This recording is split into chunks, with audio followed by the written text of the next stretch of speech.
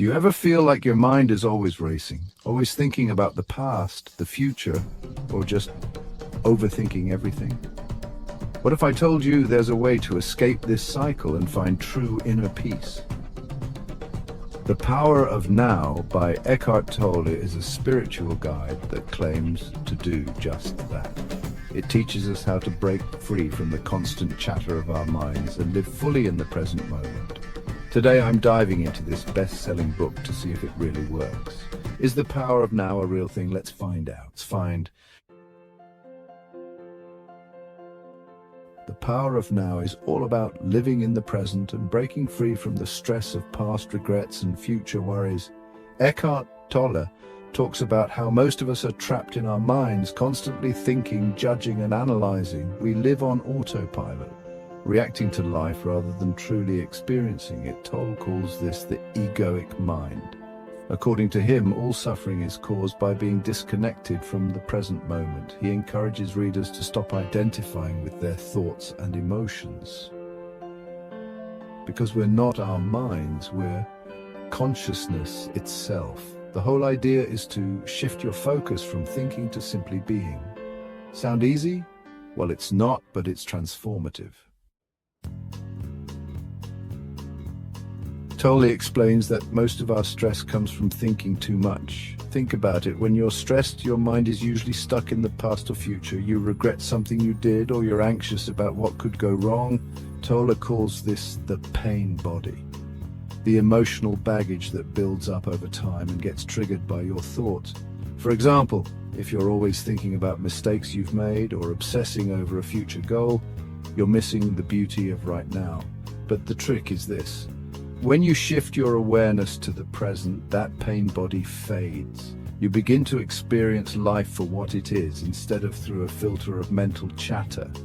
Tolle says that the key to breaking free from this cycle is awareness. Simply noticing your thoughts can take away their power, and that's where mindfulness comes in. So, how do we escape overthinking and live in the present? Tolle gives us a powerful tool: conscious awareness. Instead of resisting your thoughts or emotions, observe them without judgment.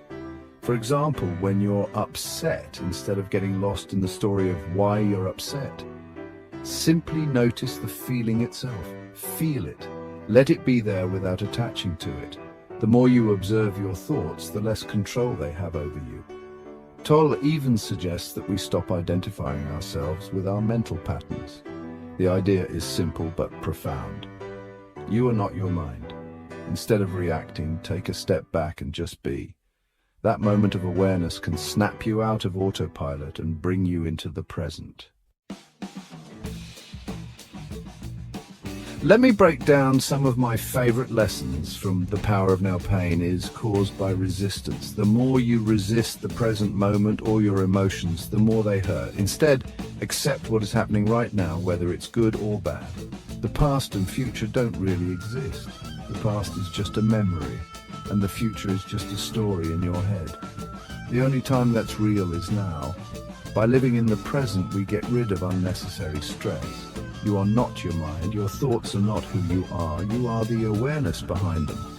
By detaching from your thoughts, you can experience a deeper sense of peace. These lessons, when practiced daily, can help break free from the prison of your mind. Now let's talk about whether this book actually works. Personally, I found The Power of Now to be a game changer in how I approach stress. It taught me that the key to overcoming anxiety is not necessarily changing your circumstances, but changing how you react to them. Oprah, Jim Carrey, and other successful figures have praised this book for its ability to help them find inner peace. It's not some quick fix. It takes practice and patience, but it's more than worth it. The more you practice living in the present, the more peace you will experience. So here's my final verdict. The Power of Now is transformative. It offers profound wisdom that can help anyone stuck in their own mental patterns. I'd rate it a 5 out of 5 if you're into spirituality and mindfulness. If you're looking for a scientific or practical self-help book, it might not be for you, but it's still worth reading for its insight into human consciousness.